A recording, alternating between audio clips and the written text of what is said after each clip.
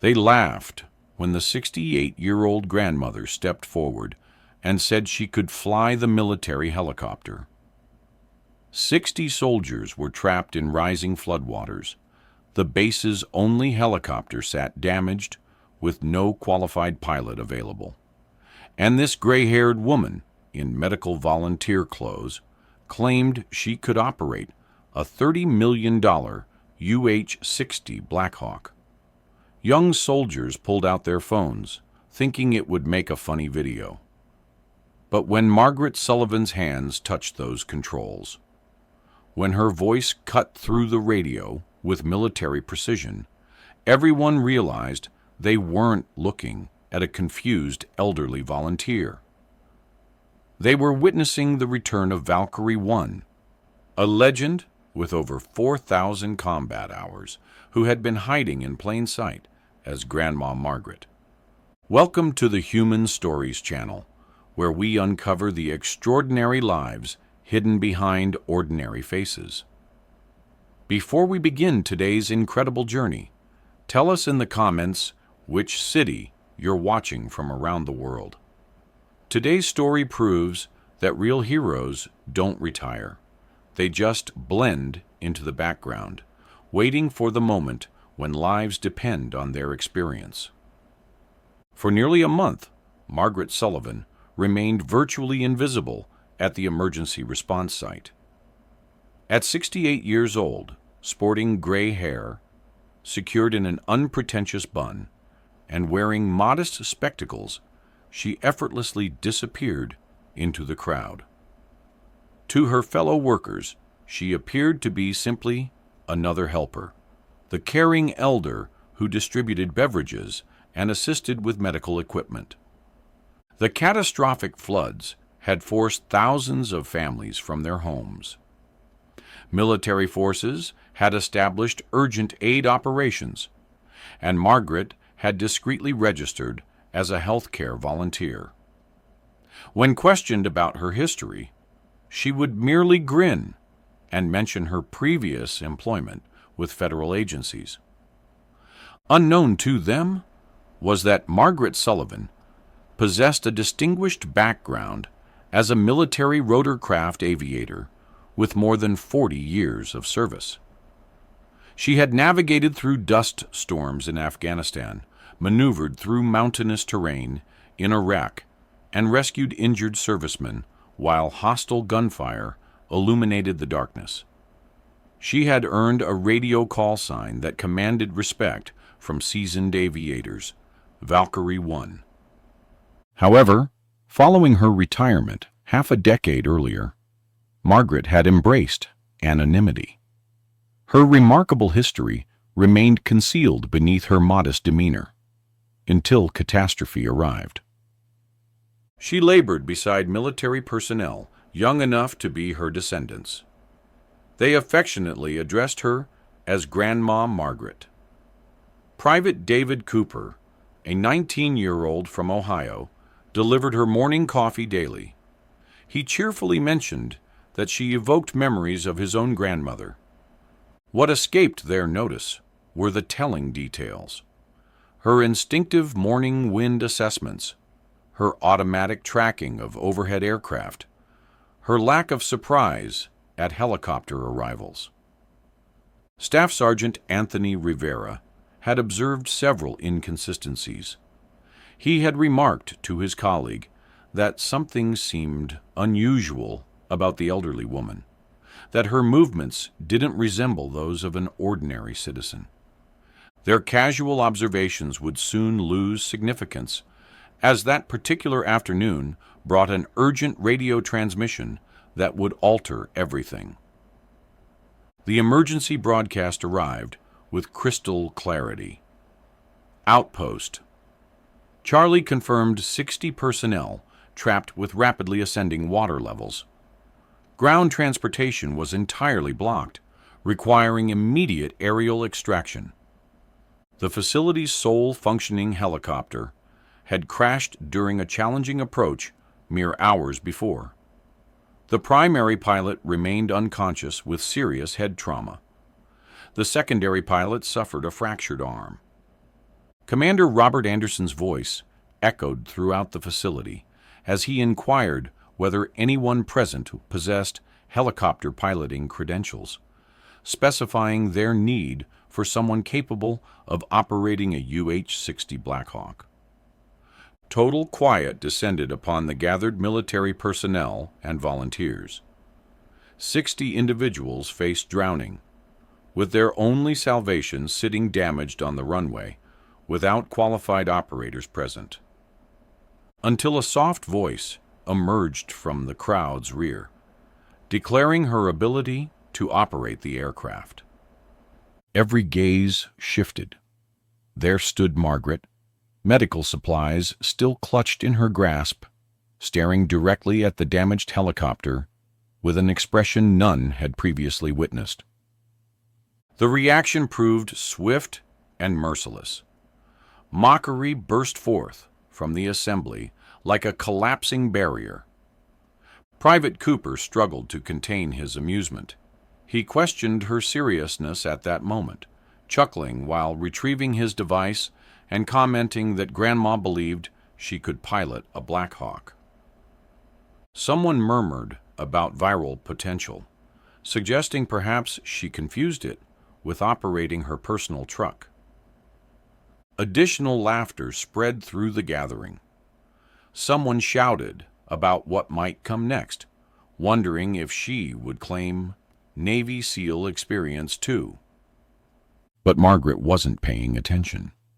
She had already begun approaching the aircraft with determined steps that silenced some observers. Something about her movement, assured, purposeful, practiced, contradicted the grandmother they believed they knew. She approached the helicopter with obvious familiarity. Her hands traced the external inspection areas with automatic precision that indicated countless flight hours. She examined the tail assembly, studied the main rotor mechanism, and investigated the engine section with complete confidence. Rivera observed her actions intently. His amusement disappeared as he recognized those movements as standard pre-flight inspection procedures. Margaret accessed the pilot compartment and settled into the left position. Her hands located every control, every indicator, every mechanism without pause. She announced clearly that power was activated, verifying fuel systems and confirming that engine lubricant pressure remained within acceptable parameters and flight controls operated freely, her voice suddenly sharp and commanding. The mockery was subsiding, replaced by puzzled whispers. Gone was the reserved grandmother. In her position sat someone who obviously possessed complete competence. Commander Anderson approached the helicopter and stated that with full respect, this represented a $30 million military asset. Margaret gazed directly at him through the cockpit glass. For the first time since anyone had known her, her expression wasn't gentle and grandmotherly. It was iron.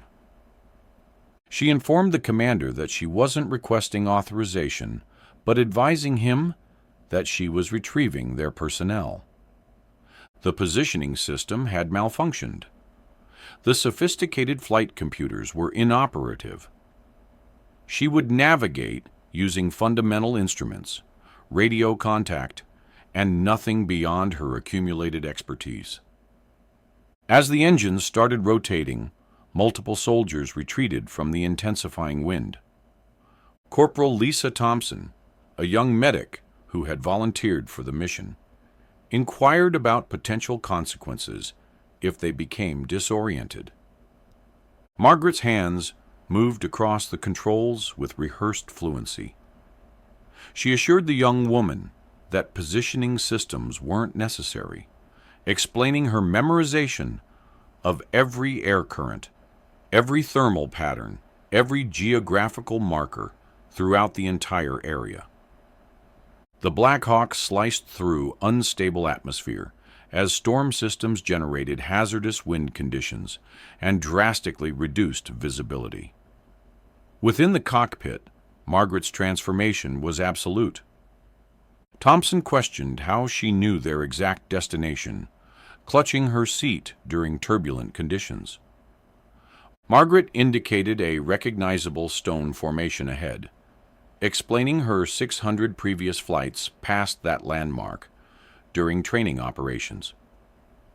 She mentioned the valley below as the location where she had evacuated 12 injured Rangers in 2018.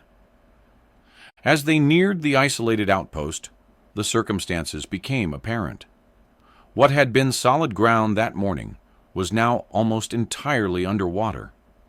60 soldiers clustered on a tiny section of earth, barely 50 yards wide, encircled by ascending floodwater. Captain Martinez's frantic voice transmitted through the radio, confirming helicopter visibility but reporting no landing zones. He indicated continuing water rise with approximately 15 minutes remaining. Thompson looked at Margaret with alarmed eyes and questioned their options. Margaret's reply remained composed as she explained they wouldn't attempt landing. For the following 28 minutes, Margaret maintained the Black Hawk in precise hovering position, just 15 feet above the stranded personnel. The aircraft rocked and shifted in unstable conditions, but her control adjustments were so refined that most evacuees barely sensed movement. Individually, the trapped soldiers ascended to safety using rope systems. With each new cabin occupant, Margaret compensated for altered weight distribution, calculations she performed automatically after decades of experience. The final person aboard was Captain Martinez himself. As he climbed through the entrance, drenched and exhausted, he proceeded to the cockpit. He expressed his certainty of their impending death, his voice thick with emotion. Margaret's response was straightforward, as she assured him of their safety. But their challenges weren't finished. As they climbed for the return journey, a warning indicator appeared on the instrument display. Engine lubricant pressure was declining rapidly, probably damage from the earlier accident.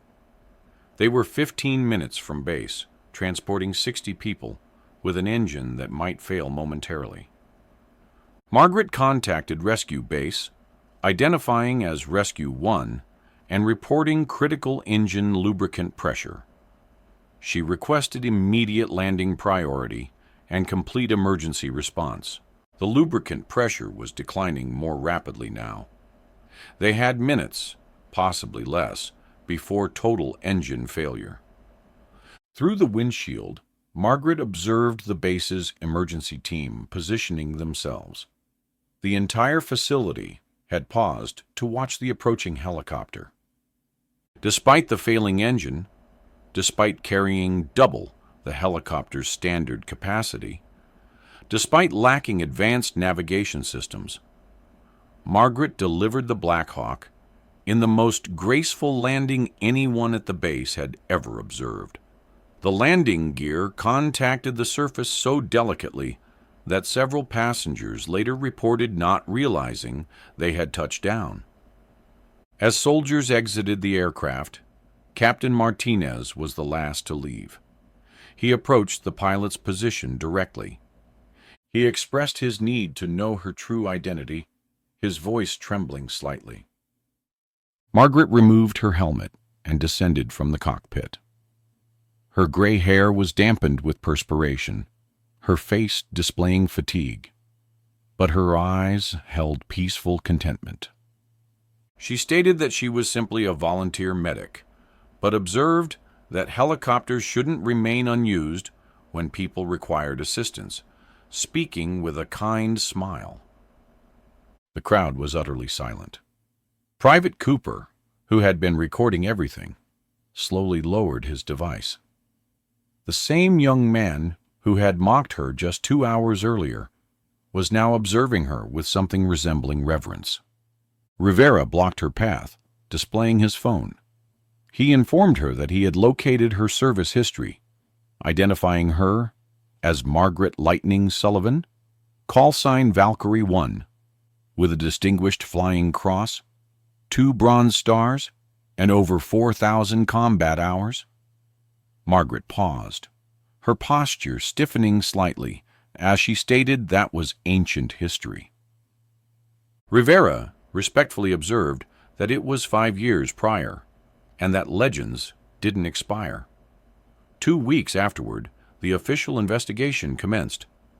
The Department of Defense had assigned Colonel William Hayes to lead the examination into what they termed the Sullivan incident. Margaret sat in an austere conference room facing a panel of 3 officers.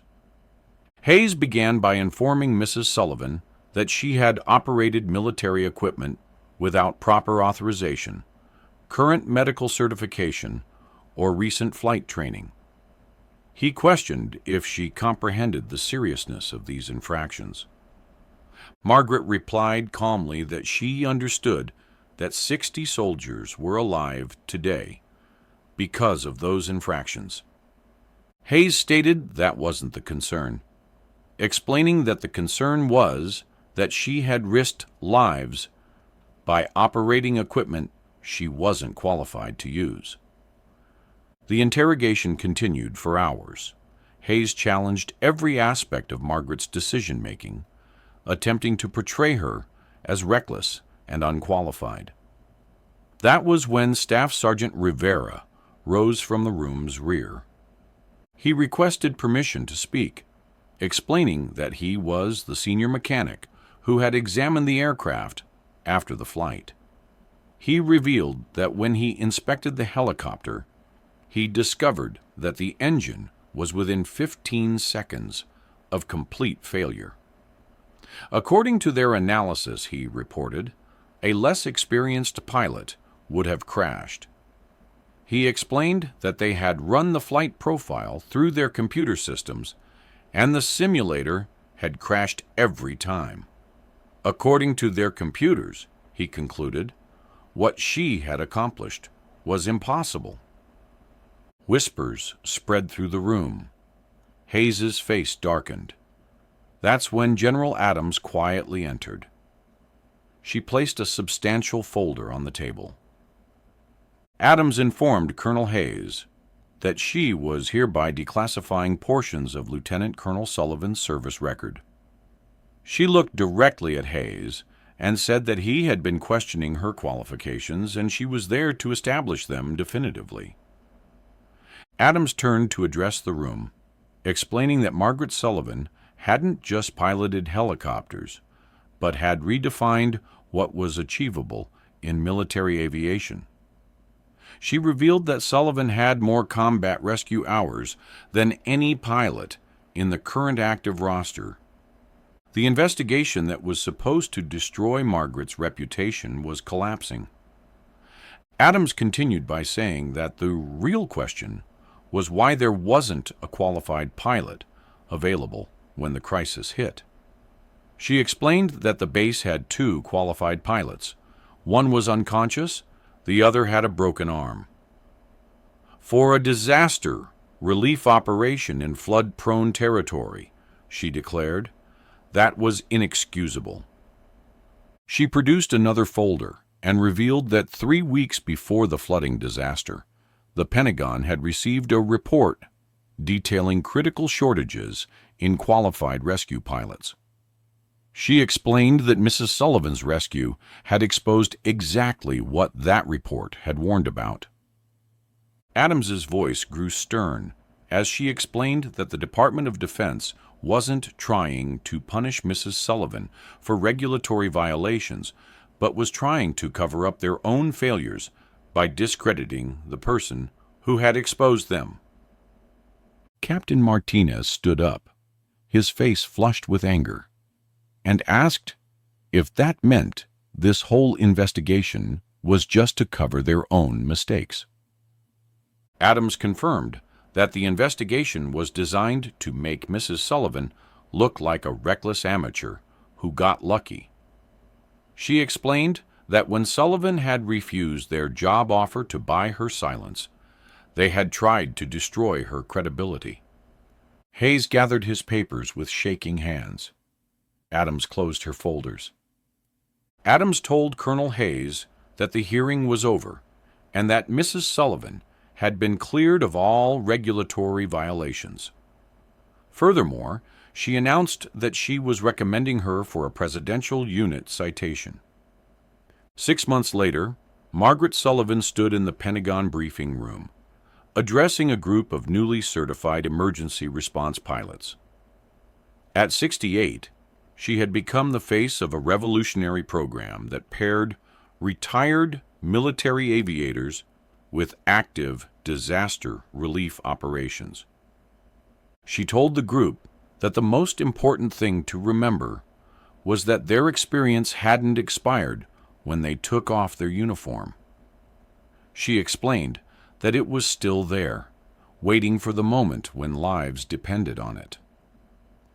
The Sullivan Protocol, as it had come to be known, had already been activated 12 times in different disaster zones across the country.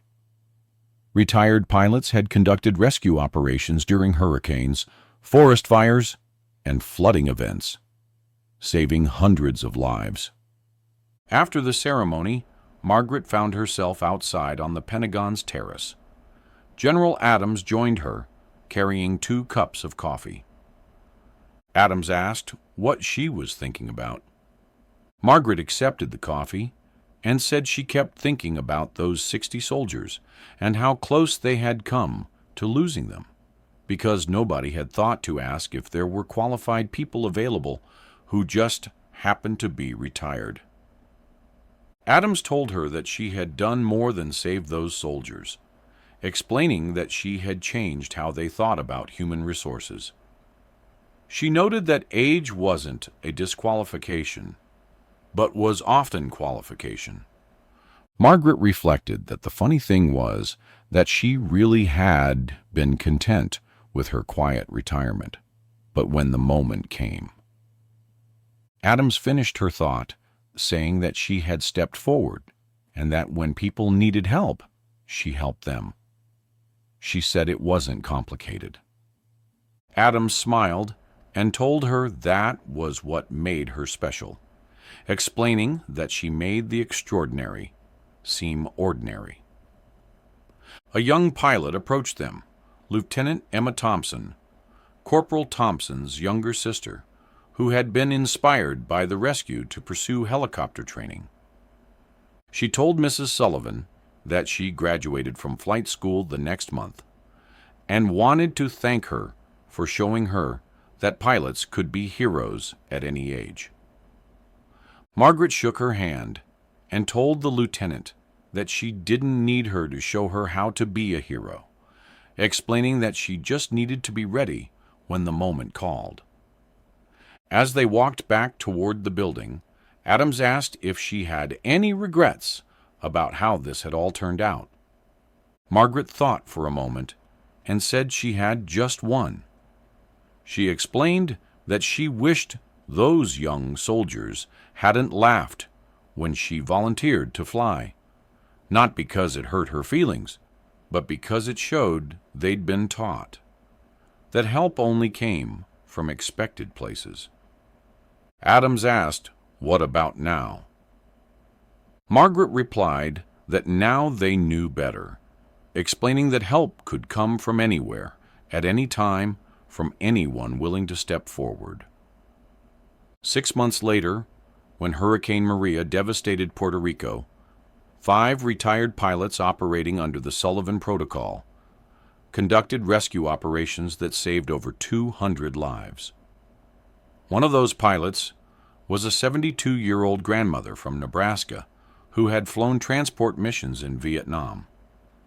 When reporters asked her about following in Margaret Sullivan's footsteps, she smiled and said that she wasn't following anyone's footsteps, but was just doing what needed to be done.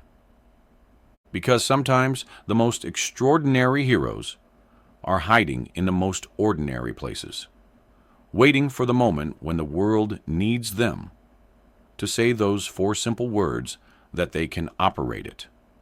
And in a peaceful community near a former air installation, Margaret Sullivan maintains her garden and serves at the public library, always prepared for the next emergency call. Because genuine heroes never truly retire. They simply await their following assignment. Margaret Sullivan's story reminds us that expertise doesn't have an expiration date, and heroes come in all ages and forms. The next time you see someone older being dismissed or overlooked, remember this story. At the Human Stories channel, we believe that every person carries untold chapters of courage, skill, and sacrifice. From which city are you watching this incredible story unfold? Let us know in the comments below. If this story moved you, if it changed how you see the people around you, share it with someone who needs this reminder. Hit subscribe and join our community that celebrates the hidden heroes walking among us every single day. Because the most extraordinary people often look the most ordinary, until the moment the world needs them to step forward.